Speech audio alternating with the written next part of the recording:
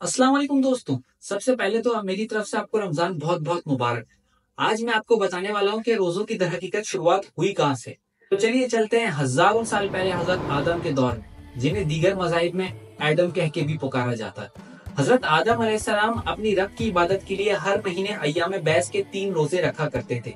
अय्याम बैस उन तारीख को कहा जाता है जिसमें चांद सबसे ज्यादा रोशन होता है, जैसे कि चांद की 13, 14 और 15 तारीख। इस हिसाब से आप पूरे साल में तकरीबन कुल 36 रोजे रखा करते थे, और यही सिलसिला हजरत नूह अलैहिस्सलाम तक यूं ही जारी और सारी रहा। अब कुछ सदियां आगे चलते हैं हजरत दाऊद अलैहिस्सलाम के दौर में, जिन्हें दीगर मज़ाहिब में डेविड के नाम से भी पुकारा जाता है। उनके रोजे रखने का तरीका बिल्कुल ही मुख्तलिफ था। वो एक दिन रोजा रखते और एक दिन खाना खाते, फिर अगले दिन रोजा रखते, फिर एक दिन खाना खाते। यानी इस हिसाब से आज के दौर में देखा जाए तो साल के 365 दिन में से 182 दिन वो रोजा रखा करते थे। इन रोजों को सौम दाऊदी के नाम से भी जाना जाता है, और आप सल्लल्लाहु अलैहि वसल्लम की एक हदीस के मुताबिक ये अल्लाह के सबसे पसंदीदा नफली रोजे समझे जाते हैं। अब कुछ सदियां मजीद आगे चलते हैं तो एक ऐसा दिन आता है जिसका पूरी कायनात को बेसब्री से इंतजार होता है। आप सल्लल्लाहु अलैहि वसल्लम की विलादत का दिन।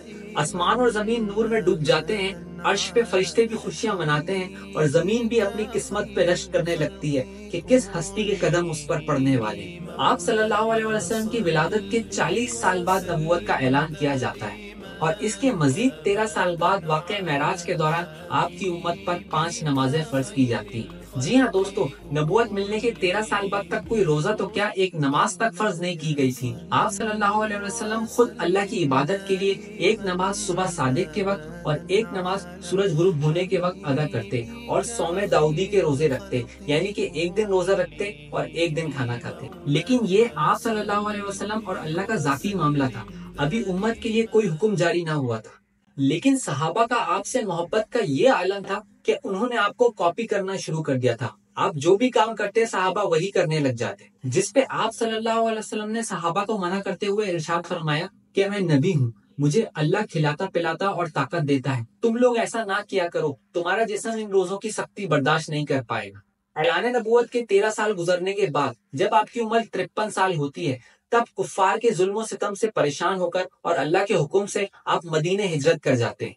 दोस्तों, यहीं से शुरुआत होती है उस सने हिजरी के इस्लामिक कैलेंडर की, जिसे हम आज भी फॉलो करते हैं। हिजरत मदीना के 1.5 साल गुजरने के बाद, यानी कि सने 2 हिजरी में, हजरत जिब्राइल अलैहिस्सलाम नाजिल होते हैं ये आयत लेकर। يا أيها الذين آمنوا كتب عليكم الصيام كما كتب على الذين من قبلكم لعلكم تتقون मोमिनो, तुम पर रोजे फर्ज किए गए हैं जिस तरह तुमसे पहले लोगों पर फर्ज किए गए थे, ताकि तुम परहेजगार बनो। इस तरह पूरी उम्मत मोहम्मदी पर रमजान के रोजे फर्ज कर दिए जाते हैं, और इन्हें तमाम रोजों में सबसे ज्यादा फजीलत दी जाती है। कहा जाता है कि अगर कोई एक मुसलमान बिना किसी वजह के रमजान का फर्ज रोजा छोड़ता है, तो अगर वो पूरी जिंदगी भी रोजा रखे फिर भी रमजान के उस फर्ज रोजे के बराबर सवाब ना हासिल कर पाएगा। इस पे अल्लाह ताला खुद फरमाता है कि रोजा मेरे और मेरे बंदे का जाती मामला है, इसका अजर मैं रोजे कयामत उसे खुद अदा करूंगा।